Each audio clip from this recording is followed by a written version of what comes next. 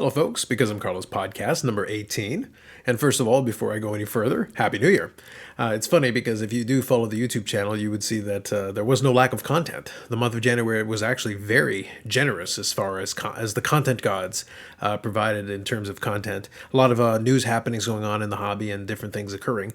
But it didn't really translate over into the audio version. So unfortunately, I kept kind of putting back a lot of the different ideas I had for different audio versions of the podcast. And all the news things kept pushing it back, and before I knew it, over a month had gone by. So I do apologize for that, but I did promise at the very beginning of this whole thing is that it was going to be irregular. I was going to produce these episodes as an opportunity presented itself, and here we are. This is one of the ideas that I was sitting on that I wanted to kind of do from the end of last year because I had kind of been planning for it a little bit, and now it's an opportunity to get to that finally. So here we go, as I want to record it.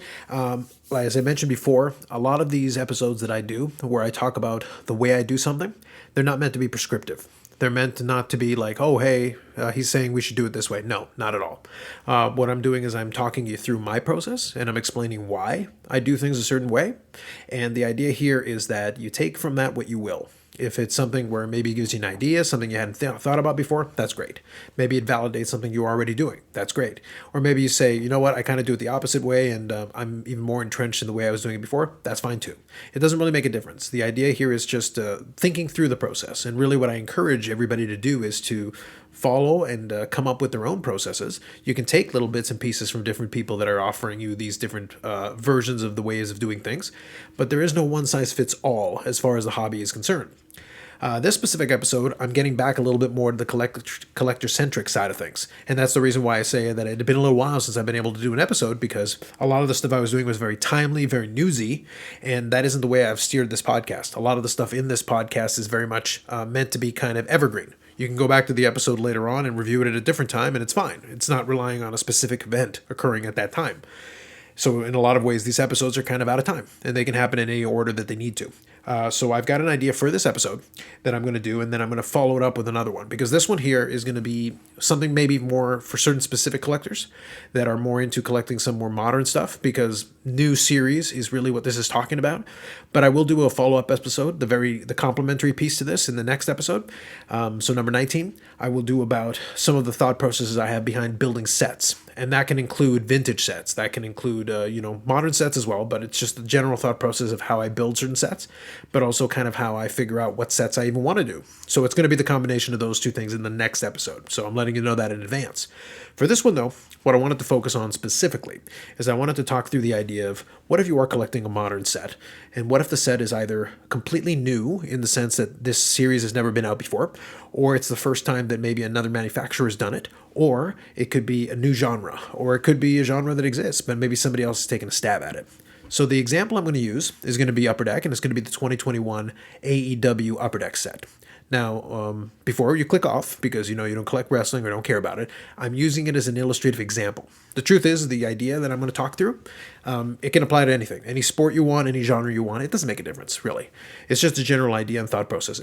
What I'm trying to do with this one is I'm trying to talk through the idea of what can you think through, or what can you do when you don't have necessarily a track record to go by. And the reason why I'm selecting this product is because I decided I was going to collect some cards from it, but we're dealing with a bunch of unknowns. Upper Deck has never produced wrestling cards before. That's one unknown. AEW themselves have never had a formal set at all. That's another unknown. Professional wrestling, in entertainment genre in general, that's always a bit of a crapshoot in terms of how things are going to be received. I can't just use WWE's products as a comp, because they were doing it with Topps, and then they're going to be doing it with Panini going forward here. So then that's another opportunity for the same principle to play out. But just because the wrestling cards do X over here doesn't mean they're going to do Y over here for AEW. So again, new company, new manufacturer doing wrestling for the first time. How is this all going to come into play? Now, if you followed the YouTube channel at all, you would know that I did speak to Billy Cilio, who was the designer of kind of the general premise of this set for Upper Deck. So we did have a chat about it. And I did touch on some of the points that I'm going to talk about in this episode, and just kind of dealing with the unknown and trying to think my way through it. So what it comes down to, if I want to just get to the bare bones of the way that I approach it, is when you've got these many unknowns, the only real thing that you can do is try to educate yourself as much as possible. In my case, basically, I spent quite a bit of time seeking through the sell sheet. And specifically, one example of a place that I went to is the Cardboard Connection. I'll include a link to that in the description for you. And specifically, I went to the page for the All Elite Wrestling checklist for 2021 Upper Deck. And the reason for that is because I wanted to get as much information I could about the composition of it. Now, the way that helps me out is because by understanding what the composition of the series is, it tells me a couple of things. The very first thing that I picked up on almost immediately was that the autographs were actually very difficult to come by. Just analyzing and looking through the sheet and seeing everything, I understood that it wasn't going to be relying on the autographs as the big hits inside of the boxes. But I also noticed, and as I'm paying attention to these things, I'm realizing the box prices are escalating rapidly. So I'm saying to myself, okay, I'm interested in building some stuff from this. I'm going to figure out what I want to build. But the very first thing I know, I'm not going to be buying any boxes. That's out because the prices are escalating. And to me, the value that those boxes were going for at that point, with the hype building up, again, inaugural series and all those things that are going for it, and the unknown of it, means that some folks really didn't take the time to do the same kind of research that I'm describing to you. They kind of went on the hype alone and they decided, oh yeah, I'm going to go buy, boxes and boxes. And that caused the price to keep going up. And I realized that opening those boxes, people might find themselves a little bit disappointed because the boxes were never designed for that particular price point. So it would have made no sense to do that. So I realized immediately, I've got to focus on the singles. That's going to be my best approach and my best way of doing it. Now, one quick thing I want to note here before I continue. One of the things that this type of thing always brings about is there is a huge element of risk. And I want to really make sure I clarify this right near the beginning before I continue. And the risk is, whenever you're going in, we've got no comps. We've got no real market analysis we can do because we've got nothing to compare it to. I already mentioned earlier that I can't just pretend that it's WWE and then try to, mirror the two things and decide, okay, well, this character and this character, similar kind of odds, how would this work out? That isn't going to work that way. They're apples and oranges, so it does not really going to work very well. And at the same time, I'd be making a lot of assumptions and probably very faulty ones that would potentially make it very difficult for me to get this right. And the other aspect of it that makes it very risky is that some people are going to try to gamble. They're going to make their bets, and they're going to try to decide, that they're going to aggressively pursue certain cards. And that means that certain cards, when you're pursuing something that has no comps at all, you're going to get some cards that are going to go way out of whack, high in terms of price, and there are going to be some bargain opportunities where some sellers may put the thing as maybe a buy it now that's very low. And I can tell you from my experience, I was able to capitalize on one of those, definitely, and maybe a couple. And some other folks definitely overpaid, in my opinion. And the only way, though, that you're going to be able to know that, and that's why I say this is a very high risk thing to do if you're going to pursue it before you've allowed, the market to figure itself out, is that because nobody knows, everybody's taking a shot in the dark. Some people are going to aggressively pursue certain things that turn out to actually be more common than the other one that maybe they should have been looking at. And in other cases, it could be vice versa. The end result of all of this, though, is that it creates a great amount of opportunity, but it also creates a great amount of risk. So the more educated you are going into this, it's not going to guarantee that you're going to get it right, but it does mean that you're going to have a better chance at making better decisions. And that's really what it comes down to. Because if you really want to be safe, the safe play is to completely stay out of it, wait for the market to work itself out for a little bit, wait for some people to overpay, wait for some people to get huge bargains, and then maybe flip it and put it back on the market. And then the market will equalize. You'll get equilibrium. You'll figure out what should be valued at whatever the price it should be. That is the safest way, because then you avoid a lot of this, variance in terms of high and low prices, because eventually it's going to settle in terms of where the market feels a lot of these cards should be. And that's always an option. I'm comfortable enough that I've been collecting long enough in a lot of these different things that I was comfortable enough in trying to assess it for myself and making decisions based on what I saw in those sell sheets. So understanding what I mentioned earlier about the autographs is that I knew some of those autographs would go way high. So for me, that was immediately out. Buying the boxes was immediately out for the reasons I already outlined. So forget that. So I looked at kind of the way the checklist was designed, and I realized almost immediately that there are a lot of different subsets. And there are a lot of opportunities inside of those subsets where some people really aren't going to understand the configuration. And at the same time, I realized that a lot of the numbered cards are actually a lot tougher to come by than I think people first estimated. And that included the UD exclusives out of 100. And those ones, in my opinion, were ones that were rife with opportunity. So I definitely identified certain cards and certain characters that I thought might be an opportunity. I didn't go after everybody because I don't have an unlimited budget, so I had to be a little bit picky. but I also took a look at some characters that I thought maybe had some potential. And this is going to be something that I can go into in more detail later on. But if you're more interested, I can definitely follow up on that. But I'll give you an example in that in AEW, Wardlow is a character that is going to be involved in increasingly important storylines going forward, in addition to some of the fan favorites and things like that. So I was trying to look for opportunities to pick those up because I knew the UD exclusives. And then once I got a chance to start watching some box breaks and case breaks, it started to bear itself out that in a lot of cases, you only get a handful of those cards. So in a 100-card base set, you're only getting 1 or 2, maybe 3 cards per case. In a lot of them, maybe 4, if memory serves me. It means you'd have to open case after case after case to get a lot of these characters. So realistically, even though it's numbered out of 100, those are actually a little tougher to come by. So to me, it was a bit of an opportunity to go and pick up some of those different ones. And at the same time, there were also some parallels that had some numbered versions, variants as well. And I saw some opportunities there. So I definitely took advantage of that, and ones that were some relatively low buy it nows or some best offers that I thought were pretty reasonable, and I was able to go after those. And I'll reveal more of that on the YouTube channel. You'll get a chance to see my pickups, some of the stuff that I did pick up, and some of the areas that I focused in on.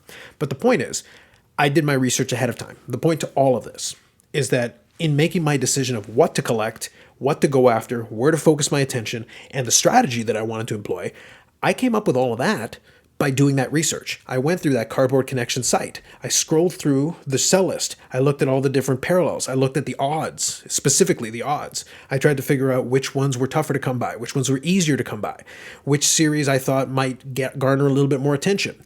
And also, in addition to that, I'm still looking at it as a collector as well. I'm picking the ones that I like the most. I'm not just focusing in on, oh yeah, I'm just going to buy everything. No, I knew that my budget would not allow me to. So it meant that I really needed to focus my attention in certain very specific areas. I said, these inserts, maybe these insert parallels, these numbered cards, this is where I want to draw my attention. So in terms of my buying, I've completely stayed away from the autographs entirely. That doesn't mean I'll never buy any of the autographs, but I looked at it and I said, well, these are going for really strong money. And the market is still trying to figure itself out as far as that's concerned. And there are some really limited versions that, people absolutely went crazy over. And that's why I said earlier when I said that there were going to be some folks that were going to take a gamble on this. They said, inaugural edition, some of these are really tough. I'm going to go for it. And they got into major bidding wars and huge buy it nows and huge offers, a lot of crazy stuff. Not surprising if you really take into account a lot of the difficulty that some of these had. But that's where I said that I felt that there were opportunities with some of these numbered parallels and numbered inserts where I think, so much attention was being followed on these flashy cards that were selling at this big price that a lot of people were ignoring some of these other ones for a little while. And then eventually it started to equalize because I've noticed now that we've had some time since the original release that some of those numbered cards have started to dry up. And those prices are starting to creep up as well. So I can tell that the market is starting to figure that out a little bit. And that's always going to be the case. But like I said all along in this, there's no way to know that definitively. There was no way to know that was going to happen for sure. Every one of these things was a little bit of a gamble. It was taking a risk, taking a chance, and trying to use my experience in other categories, in other areas, and trying to put all that together. So in a lot of cases, I guessed right. In other cases, I guessed wrong. It's a little bit of a mixed bag, but I felt that I got more right than I got wrong, and I'm very comfortable and very satisfied with a lot of what I've been able to pick up so far. I'm still looking after certain singles that I'm interested in picking up, but I'm going to take my time. Now that I've been able to get a lot of the stuff that I was looking at and the market is settling in a little bit, it's going to be a little bit easier to figure out what I should pay for certain cards. And also, I think a lot of the major bargains are probably gone now. So, like I said, if you were not of the risky persuasion, you didn't want to take big gambles on this, well, then I think a lot of the huge bargains are now gone, but you're less likely to have to pay any of those huge premiums for people that took a shot early and completely guessed wrong and way overpaid. So that's where a lot of this research really came to play. And a lot of this information, by the way, carries over to anything else. It doesn't have to be professional wrestling cards. Like I said, it can be a company starting up a new product line. And in this case, we're going to get a taste of this because you got to understand that Fanatics, so I'll bring it back into the sports card realm here towards the tail end of this particular episode. Bring it back into the sports card realm. We're going to have Fanatics is eventually going to start producing new cards under the banner. They purchased the Topps brand. At first, there's going to be really no difference because if you really think about it, there's already a lot of stuff in the pipeline that is going to be coming out. I don't think the next couple of Topps series are going to be fundamentally different than what Topps is going to release in the first place. But down the road, at some point, you're going to start seeing some of the influence of Fanatics, and it may change up something. They may also potentially, again, we don't know what's going to happen with that, and we'll keep an eye on it, but there may potentially be some other brands that they are able to grab, or maybe they're able to purchase from some of these other manufacturers. And if that happens, you're going to have the opportunity. And we already know that down the road here, it means for the first time in years, we're going to have a Topps football product at some point. We're going to have a Topps, basketball product at some point. Topps Chrome for the first time in years. Well, even though we had the old Topps Chrome football and old Topps Chrome basketball, does that mean the pricing is going to fall in line with what the old was? Or is it going to be something new? It's the same idea. Because even though this is a brand that's been done in the past, the pricing and the way these different things were configured for the old isn't necessarily going to carry over to the new, because we have a little bit of a gap there. So that's what I mean. It's under new ownership. It's under different auspices. Yes, it's a familiar brand. Yes, it's coming back to a sport where it's been there before, but we still have variables and unknowns. So you kind of understand that the whole overarching idea of this episode that I've been talking about is that when you're operating with so many unknowns, then you have to take whatever information you can and put it together to really make the best possible decision. When I went and looked through this sell sheet, I was going through it with a fine-tooth comb. What I was looking for was every little potential thing that I thought that somebody might miss if they weren't willing to put in the time that I was willing to put in. Because I was trying to figure out what made the most sense for me. I wanted to collect some of this stuff. Some of this stuff I may in turn flip. I'm going to judge it as the stuff is coming in, and I sort through everything. I'm going to make some decisions. Some of it is going to stay for the PC, and some of it I may end up flipping. By the way, some of those cards that I picked up, I know for a fact I could flip immediately for multiples of what I paid for it, because I paid a good price in the first place. And that will in turn allow me to keep some of the other stuff that I really wanted to, that I got a great price on. But that was only possible because I was willing to take that gamble, and I was only willing to take that gamble because I had done the research already at first. I had done my work. And that's going to be the title of this episode. Do your research. Because it sounds so simple. It sounds so basic. But in all honesty, this is what it comes down to. When you're operating in a world of unknowns, the person who at least has some understanding is always going to have an edge. And again, if you want to completely avoid the risk factor and you want to stay out of it, it's nothing ventured, nothing gained on this one. If you were willing to sit back and wait, you can certainly pick up a lot of that stuff, but some of the stuff you're looking for is going to dry up, and some of the stuff you were looking for is going to go for a lot more than it would have if you were willing to take that dive a little bit earlier. So you got to balance it out and figure out what works best for you. Anyway, hopefully you got some value out of that in some way. Again, just talking you through my process and talking you through the way that I think about it. And again, I'm mentioning to you that I think this is going to come into play again. Now that Fanatics is going to be re-entering into some sports, even with a familiar brand, it is going to be the first time in a long time that we're going to see that. And I know that even though the sports card boom has slowed down a lot, now we're in, downward trend, that's fine. These rules don't go away. The concept stays the same. Well, guess what? If prices are falling then and new products are coming out, maybe they don't come out as hot, fine. That still means the research is still as valuable as it ever has been. In fact, it may be even more valuable to make sure that you pay a price appropriate to where we're sitting at this point in time, and where we may be going forward to in the near future. These are all things to kind of think about and consider. Anyway, that's enough for this time around. So as always, I appreciate you checking it out. I always appreciate any feedback or thoughts. If you check it out on the YouTube channel, you can certainly leave a comment there. On the audio version, leave a review or a comment anywhere you can. Always appreciate that. Otherwise, I'm always open to any other thoughts. If you check out the description, there'll be some different ways to contact me as well. Instagram is usually a good way to contact me. Otherwise, the YouTube channel is the hub for everything else, and any other videos or any other things that I'm going to do. And always these audio versions are always archived there, as well as the regular, audio podcast formats. iTunes, Spotify, Google Play, whatever you got. Anyway, that's it for me. Thanks very much. We'll catch you in the next one.